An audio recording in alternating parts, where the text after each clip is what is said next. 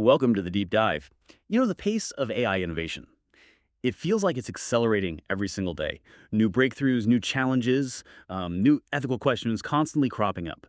So today, we're going to try and cut through some of that noise. We're zooming right into just one day, August 27, 2025, to give you a clear snapshot of the AI landscape as it stands right now. Our mission here really is to help you quickly get a handle on what's genuinely important, what's impactful, those sort of aha moments, without drowning you in information. We've gathered insights from all over. Daily AI chronicles, company reports, even legal filings, news articles. We'll be touching on stuff from Anthropic, Google, OpenAI, Plus, reports on defense tech, and even national AI education efforts. It's a pretty wide net, but it paints this really fascinating picture of AI's immediate impact.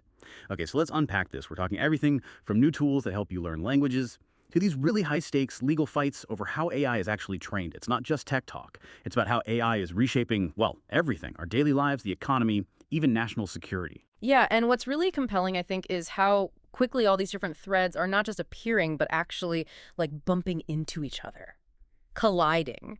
And that collision creates these huge opportunities, obviously, but also some really complex, sometimes unexpected challenges that, frankly, we all need to understand. So we'll dig into the what, but maybe more importantly, the why it matters for you. Right. And when we talk about AI sort of getting directly into your hands, the first thing that jumps out from that day is Anthropic's Claude for Chrome. Yeah. This isn't just another chatbot, is it? How's it different? No, it really isn't. So Anthropic launched this Claude for Chrome. It's a browser extension, still in a limited research preview, mind you. But the key difference is that it gives Claude agentic capabilities. Meaning? Meaning it can actually do things for you on the web, navigate websites, click buttons, fill out forms.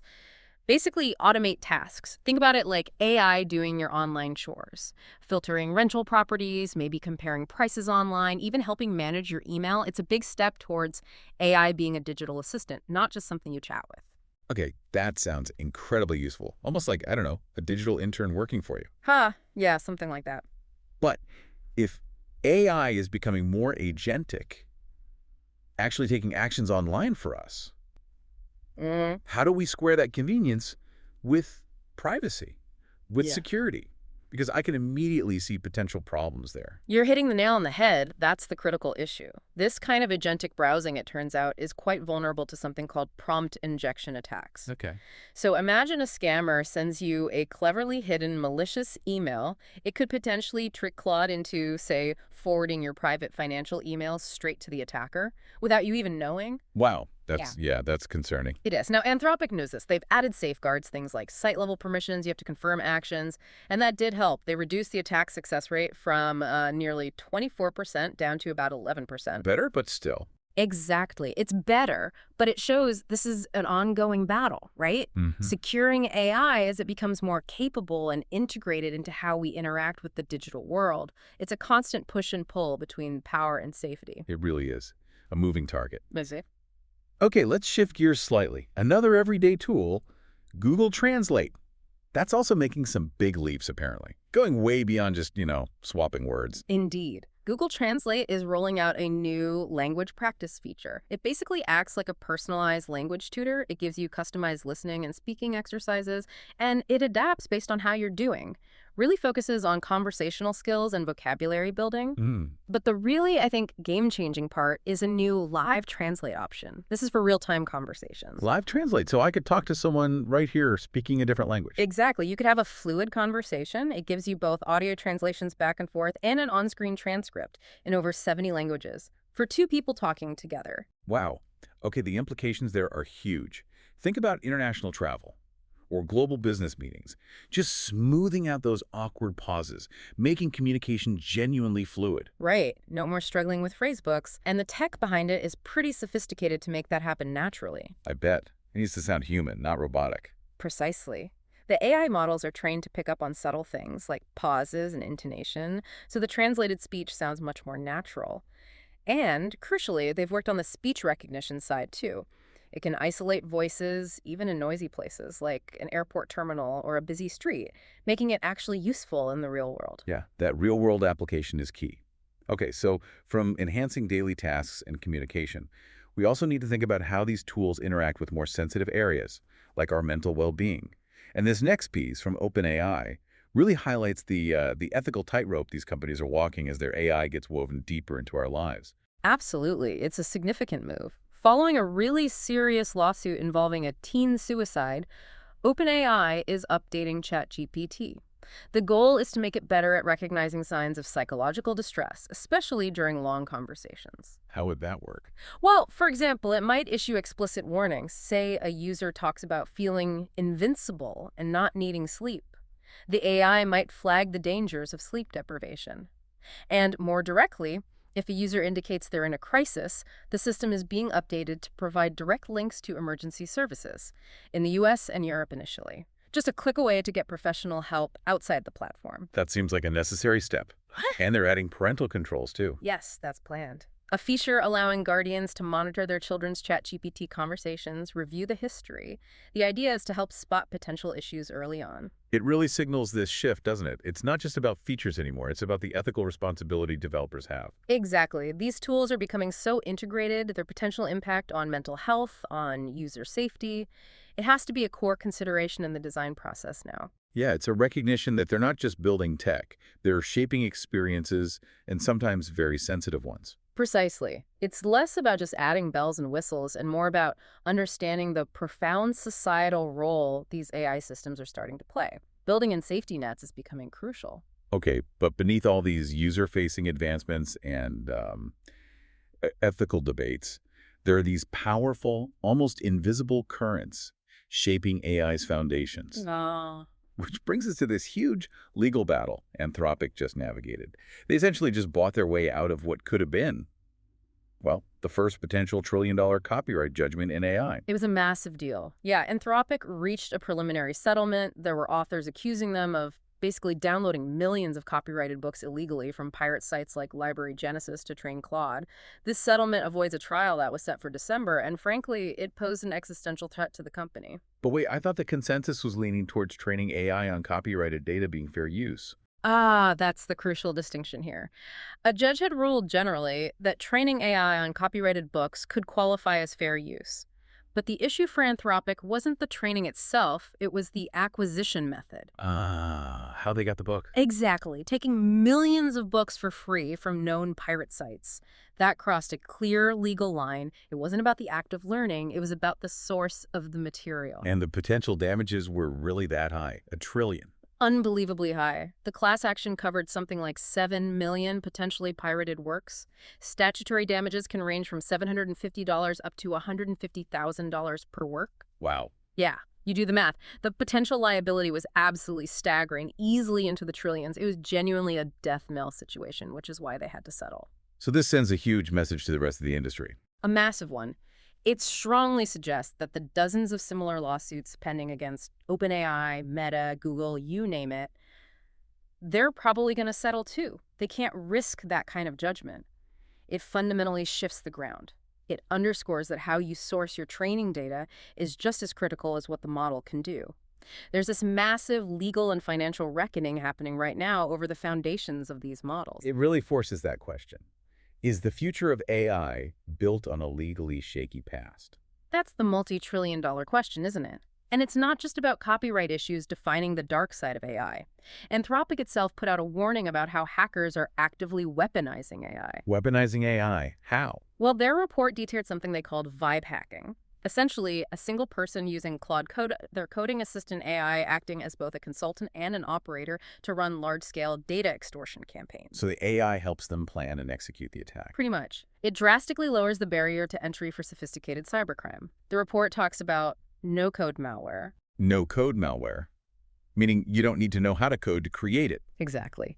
People with minimal technical skills can apparently use AI to generate ransomware, even incorporating tricky evasion techniques like something called recycled bait, where they reuse bits of old legitimate code to sneak past security. The AI essentially outsources all the hard technical work. You just need the intent.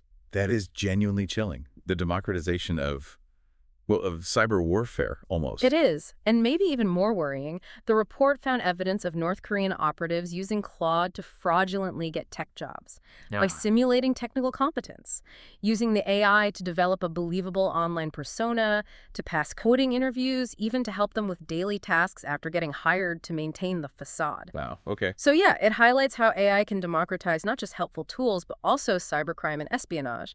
It puts powerful capabilities into more hands, creating new threats for everyone, individuals, companies, governments.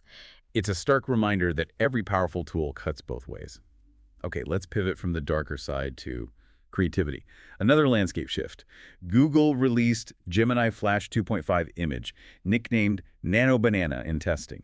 Yeah, that was its internal code name. But this model, Gemini Flash 2.5 image, is actually a pretty big deal for image generation and editing. What makes it special? It's capable of really precise multi-step image editing, and crucially, it does a much better job of preserving things like character likeness across those edits.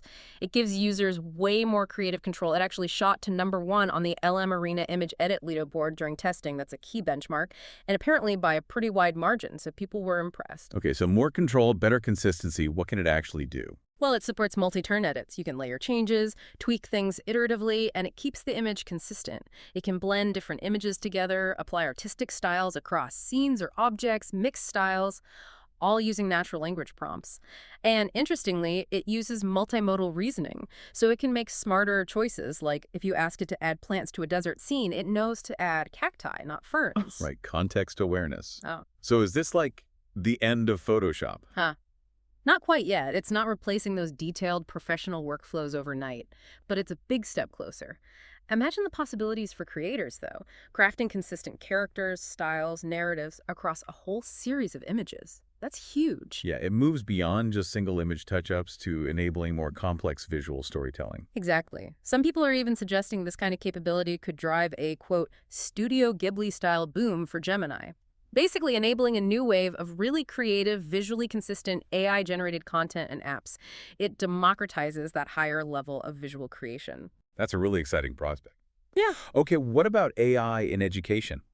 Anthropic also put out a report looking at how teachers are actually using Claude. What do they find? It's fascinating. They analyzed about 74,000 conversations from educators. And the main finding, professors are primarily using AI to automate administrative tasks. Like what? Curriculum design was the biggest use case, about 57% of the conversations. Then came academic research support, around 13%. And evaluating student work was next, at 7%.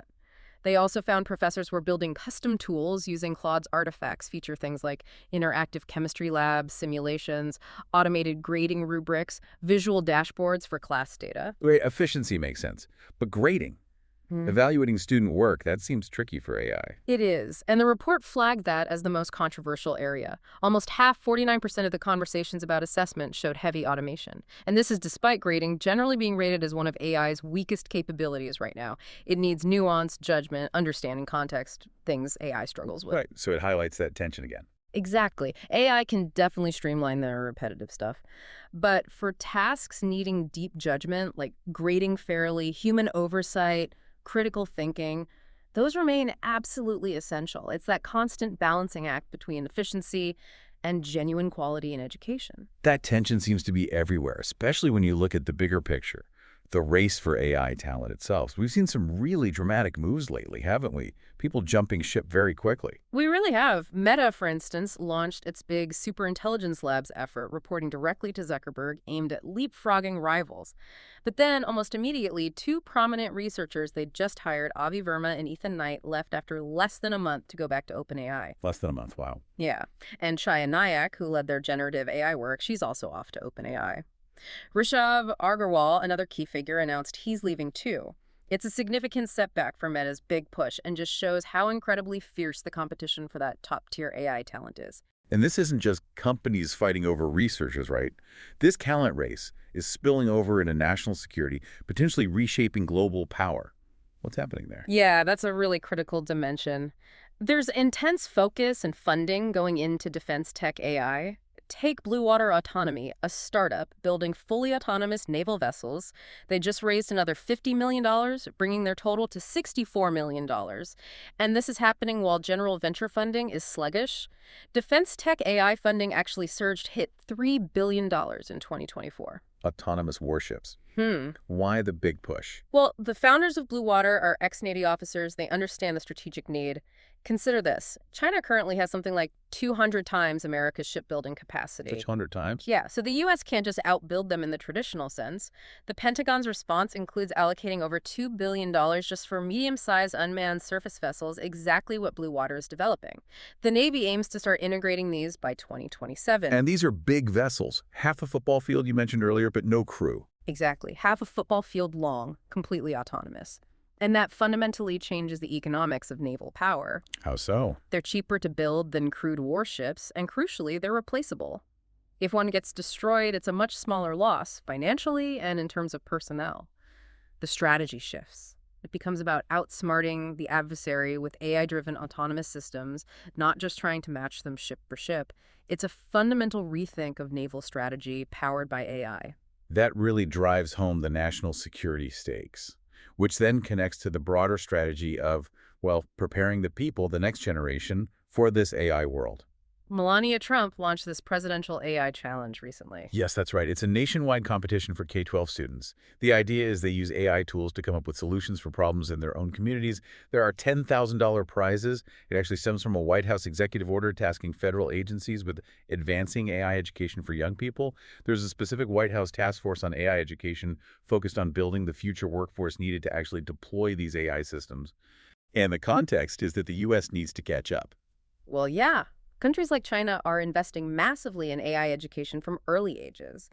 Meanwhile, many American schools are still struggling with basic computer literacy, let alone AI concepts.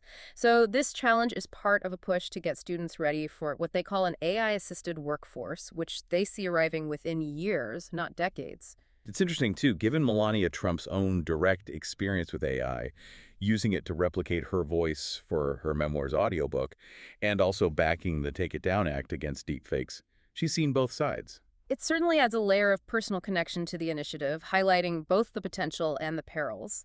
But the core message is strategic. The future workforce across almost all sectors needs AI fluency. It's about building those foundational skills early to stay competitive globally.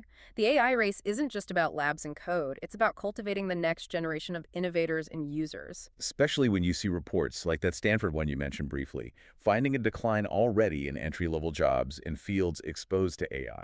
Exactly. That Stanford report found a 13% drop in those roles. It's just another signal of the workforce transformation that's already underway, making this push for AI education feel even more urgent. So we've really journeyed through just one day, August 27th, 2025, but we've seen AI touching everything: user experience, the law, creativity, education, national defense. Yeah, from the sheer convenience of agentic browsing or instant translation to the really serious stuff like AI being weaponized by hackers or these foundational copyright battles that could reshape the whole industry.